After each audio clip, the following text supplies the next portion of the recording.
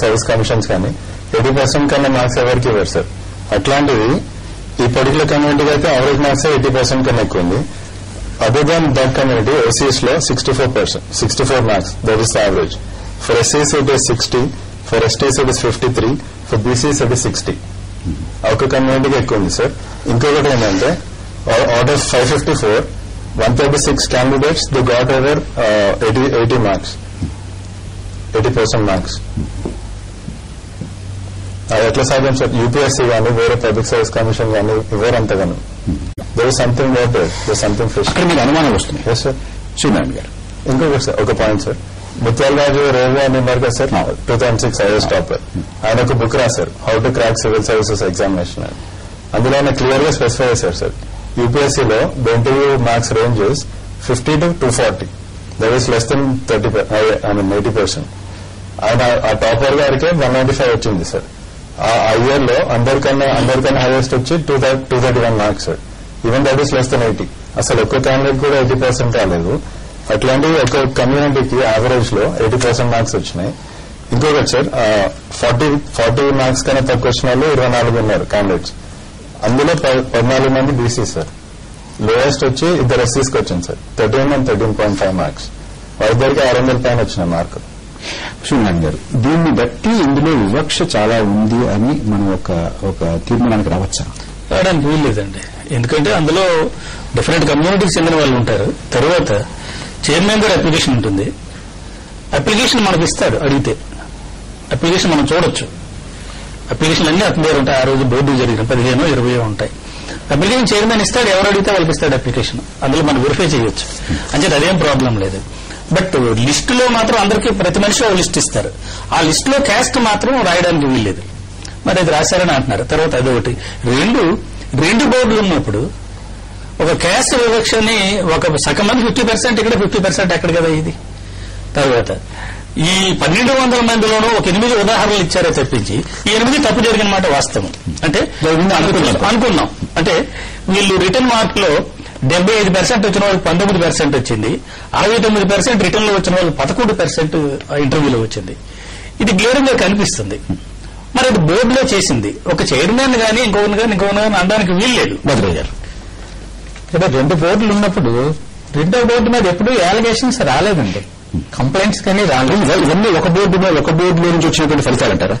ఇవి ఒక బోర్డులో వచ్చాయా 2 బోర్డులు వచ్చాయా అని కాదు. చాలా కంప్లైంట్లు చైర్మన్ గారు బోర్డులో ఇలా జరుగుతున్నాయని అనే కంప్లైంట్లు కూడా వచ్చాయి. ఆ బోర్డులో వచ్చిందా లేకపోతే లంచగొండితేనే ఉందా? అతను బోర్డు చేతులు మారడం లాంటిదేనా ఉందా? ఇది కేవలం కులాన్ని బట్టి వచ్చినటువంటి ఫలితాలా లేకపోతే వెనకాల ఏమన్నా కాస్త లంచగొండితనం అన్నా కూడా ఉండే అవకాశం? లంచగొండితనం వల్లనే మార్కులు వస్తాయని అనుకోవడం కరెక్ట్ కాదు. ఇన్ఫ్లుయెన్స్ ఉంటుంది. మినిస్టర్లు చెప్పొచ్చు, మీరు చెప్పొచ్చు, చుట్టాలు చెప్పొచ్చు, ఒక పేదవాడు చెప్పొచ్చు. అనేకమైనటువంటి కారణాలు ఉంటాయి. 4 మార్కులు రావడానికి అనేకమైన ఫ్యాక్టర్స్ పనిచేస్తాయి. అంతేగాని డబ్బుల వల్ల ఇవన్నీ జరుగుతాయి అని అనడానికి ఎక్కడ ఆస్కారం లేదు. నేను అబ్జర్వ్ చేసింది, మొన్నటి వరకు నేను మెంబర్ గా ఉన్నాను కాబట్టి నేను అబ్జర్వ్ చేసింది చైర్మన్ గారి బోర్డులోనే ఇవి అవతక్కులు జరుగుతున్నాయని క్యాండిడేట్స్ రిజర్వ్డ్ వాళ్ళందరిలో ఉన్నటువంటి అపోహ. మీరు ఏ ఇంటర్వ్యూలో మీరు మార్కులు చూడండి. ఇప్పుడైనా సరే మొన్న రీసెంట్ గా అయినటువంటి గ్రూప్ 1 కూడా చూడండి. అప్పుడు 10 మంది ఉన్నాం మేము బోర్డులో, చైర్మన్ గారితో పాటు మిగతా 9 మంది కూడా ఉన్నాం. అందరం మార్కులు వేస్తాం. మీరు దీన్ని కొంచెం ముందుకు తీసుకెళ్లి ఇది చైర్మన్ గారి బోర్డులోనే జరిగింది అనేటటువంటిది ధృవీకరిస్తే బాగుంటుంది. ముందు ధృవీకరించాలంటే ఇన్ఫర్మేషన్ ఈవెన్ ఆర్టీ యాక్ట్ అడిగినప్పుడు కూడా నాకు అడిగాను సార్. నేను అడిగితే ఇది కాన్ఫిడెన్షియల్ మ్యాటర్, ఇది మేము ఇవ్వలేమన్నారు సార్. మీరు దానికి అంచే సమాచార హక్కు చట్టాన్ని దగ్గరికి వెళ్ళి అక్కడి నుంచి తెచ్చుకున్నారు మీరు. ఈశ్వరయ్య గారు సార్, ఇప్పుడు ఇంటర్వ్యూల్లో వచ్చినటువంటి మార్కులు లేదా రిటర్న్ టెస్ట్ లో వచ్చినటువంటి మార్కులు దానికి సంబంధించి చూస్తే సహజంగా ఎస్సీ ఎస్టీ బీసీ విద్యార్థులు దానికి సంబంధించి వచ్చినప్పుడు అనేక బ్యాక్గ్రౌండ్ లో మనం తీసుకున్న సందర్భంలో పెరిగిన నేపథ్యం, చదువుకున్న నేపథ్యం ఇవన్నీ కూడా ఒక ఆస్పెక్ట్ పనిచేస్తాయి. రెండోది అదే సందర్భంలో ఇప్పుడు భద్రయ్య గారు అన్నట్లు అపోహ కాదు, ఇది మాకు వాస్తవం కూడా మాకు తెలుస్తుంది. ఇందులో బోర్డులో ఉన్నటువంటి మెంబర్స్ కూడా అవినీతికి అతీతులు కాదు అనేటువంటిది మా బలమైనటువంటి ఆరోపణ, వాస్తవం కూడా. గతంలో అనేక సందర్భాల్లో బోర్డు మెంబర్ల దగ్గరికి పోయి డైరెక్ట్ టెలిఫోన్లలో మాట్లాడుకొని నా బోర్డులోకి నీకు వస్తే నీకు గ్యారంటీగా ఉద్యోగం ఇస్తానని చెప్పినటువంటి మహానుభావులు కూడా చాలా మంది ఉన్నారు. దాని ఫలితంగానే ఈరోజు అవినీతి బాగా జరుగుతా ఉంది. కాబట్టి ఎస్సీ ఎస్టీ బీసీ అనేటువంటి వాళ్ళు సహజంగా డబ్బులు చెల్లించలేనటువంటి స్థాయిలో ఉంటారు. కాబట్టి వాళ్లకు కొంత ఎక్కువ శాతం అన్యాయం జరిగిందని మేము భావిస్తాము. అవినీతి జరగడం లేదు, ఈ బోర్డులోనే అవినీతి జరుగుతా ఉంది. గతంలో ఉన్నటువంటి ఏపీపీఎస్సీలో అన్యాయం జరగలేదు అన్న దానికి మేము పూర్తిగా వ్యతిరేకం. మొత్తం ఇందులో గందరగోళం ఉంది, ఇందులో అవకతవకలు ఉన్నాయి. గతంలో క్షాళనకు కావాల్సినటువంటి అవసరం చాలా ఉంది. ఇందులో కుల వివక్ష ఉందా, లేకపోతే లంచగొండితనం ఉందా, ఇంకా భద్రగా చెప్పినట్టుగా పలుకుబడి బంధుప్రీతి మరొకటి లేకపోతే ఎవరు మంత్రులు ఫోన్ చేయడం ఇటువంటి అనేక రకాలైనటువంటి చెప్తున్నారు. ఈశ్వరయ్య గారు మనకు సమయం అయిపోయింది, మన చర్చలు ముగించుకోవాలి. ప్రొఫెసర్ సూర్యనారాయణ గారు, భద్రయ్య గారు, సునంద్, ఈశ్వరయ్య గారు, మీ అందరికీ ధన్యవాదాలు. ఏపీపీఎస్సీ నుంచి వారి పక్షాన్ని మాట్లాడడానికి ఎవరన్నా వస్తారేమో అని ఆశించాం. వారు రాలేకపోయారు. ముందుకి ఫోన్ లో కూడా అందుబాటులోకి రాలేదు. మనం చర్చను ముగించుకుందాం. నమస్తే ఆంధ్రప్రదేశ్.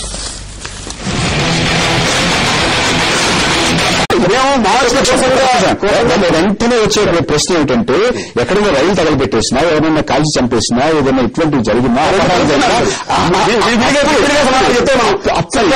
అప్పుడు పౌర సంఘాలు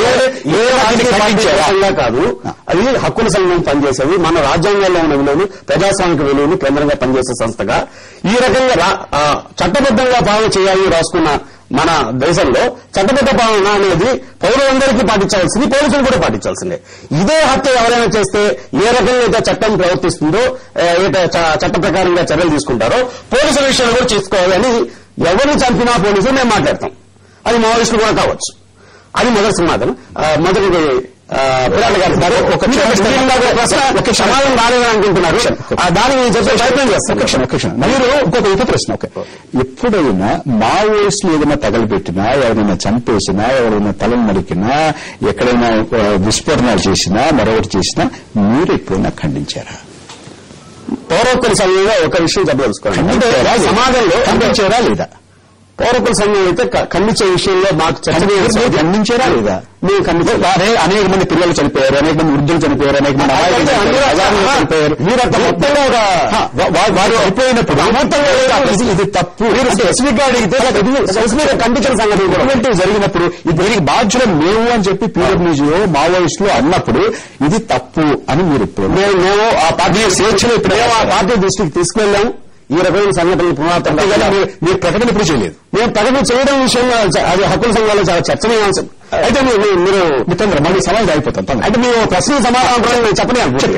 ఎందుకంటే ఇలా తుంచి చదివితే సమాధానం పూర్తి రాకపోతే మేము ఒక గానం కట్టే ప్రమాదం ఉంది.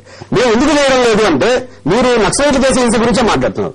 సమాజంలో ఎంతో హింస ఉంది. ఈ హింసాయుత సమాజం, ఈ హింసాయుత సమాజంలో ప్రతి రాజకీయ పార్టీకి వేరే చరిత్ర ఉంది. రోజు హత్యలు జరుగుతున్నాయి, రోజు చాలా సంఘటనలు జరుగుతాయి. ఏం మనం చర్చించుకోవడం లేదు, లేదా చర్చించుకున్న ఆ విషయం గురించి మీరు అడగడం లేదు.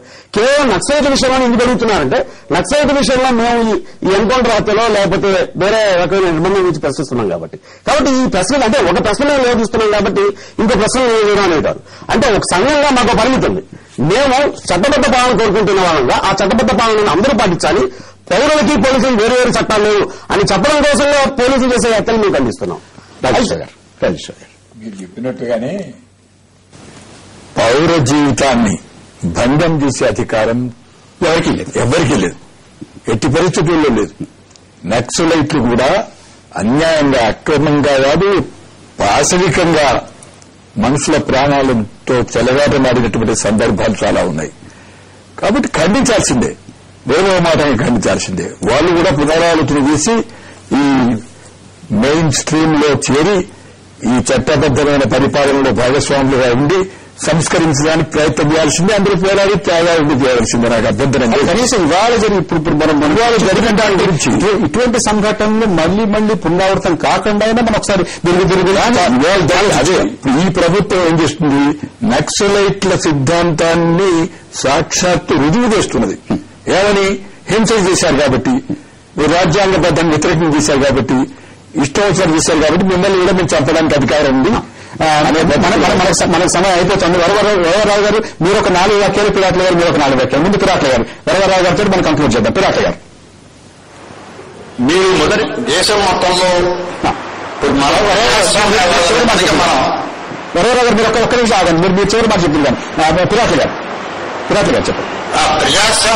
ప్రజాస్వామ్య వ్యవస్థలో మనం ఉన్నాం గనక ఎవరు అన్యాయంగా చట్టాన్ని తమ చేతుల్లోకి తీసుకున్నప్పటికీ దాన్ని మనం ఖండించవలసిందే. అది పోలీసులైనా చేయొచ్చు, ఇంకో నక్సలైట్లైనా చేయొచ్చు. నక్సలైట్లు కూడా తమ యొక్క హింసావాదాన్ని తాము ఈ దేశంపై ఈ వ్యవస్థపై యుద్ధాన్ని చేస్తున్నాము అనేటువంటి సిద్ధాంతాన్ని ఆయుధాన్ని వాళ్ళు వదిలిపెట్టినట్టయితే వాళ్ళు చర్చలలో పాల్గొనవచ్చు, రాజకీయాల్లో పాల్గొనవచ్చు. ఆయుధాలు పట్టుకుంటాం. మనం మాకు సమయం అయిపోతాం. పిరాట్ల గారు దయచేసి వరవరావు గారు మీరు మొదటి ప్రశ్నకు సమాధానం రాలేదని చెప్పారు. మీరు ఎక్స్ప్రెస్ తగలబెట్టిన విషయం ప్రస్తావించారు. ఆ కాకతీయ ఎక్స్ప్రెస్ తగలబెట్టిన సందర్భంలో అది ఒకే ఒక సంఘటన జరిగింది. ఒక ట్రైన్ తగలబెట్టడం అనేది కాకతీయ ఎక్స్ప్రెస్ తగలబెట్టిన సందర్భంలో మేము ఖండించాము. మేము ఖండించిన సంగతి అట్లా ఉంచి తర్వాత పార్టీయే దానికి ఆత్మహత్య చేసుకున్నది. అట్లాగే రెండో విషయం ఏంటంటే తల తీసేయడం లాంటి విషయంలో కూడా అది జరిగి ఉండాల్సింది కాదనే విషయాన్ని కూడా పార్టీ ఆత్మహత్య చేసుకున్నది. అయితే నిజానికి ఇక్కడ ఖండన మండలానికి సంబంధించిన విషయం కాదు. ఒక నేరం అనబడేది నక్సలైట్ల బలంగా జరుగుతున్నది అని అనుకున్నప్పుడు నక్సలైట్ల మీద ఒక నేరారోపణ చేస్తూ ఉన్నారు. అదే పోలీసులు జరిగినప్పుడు నేరారోపణ చేయడం లేదు. నక్సలైట్లు తాము తప్పు చేస్తే తర్వాత కాలంలో తప్పును నేను తప్పు చేశామని ప్రకటిస్తున్నారు. ఇంతవరకు పోలీసులు కానీ ప్రభుత్వం కానీ తాము చేసిన ఒక్క తప్పు విషయాన్ని కూడా ప్రకటించలేదు. సిద్ధాంతాల్లో వెళ్ళి చర్చలు చేయడం కాదు. చాలా సమయం కావాలి. ఈ విషయం అంత తొందరగా మనం తెలుసుకునేటువంటిది కాదైతే మనకు సమయం అయిపోయింది. వరవరావు గారు, పిరాట్ల వెంకటేశ్వర గారు, చెన్నమనేని రాజేశ్వరరావు గారు, సురేష్ గారు మాతో మాట్లాడినందుకు, చర్చలో పాల్గొనేందుకు మీకు ధన్యవాదాలు. నమస్తే ఆంధ్రప్రదేశ్.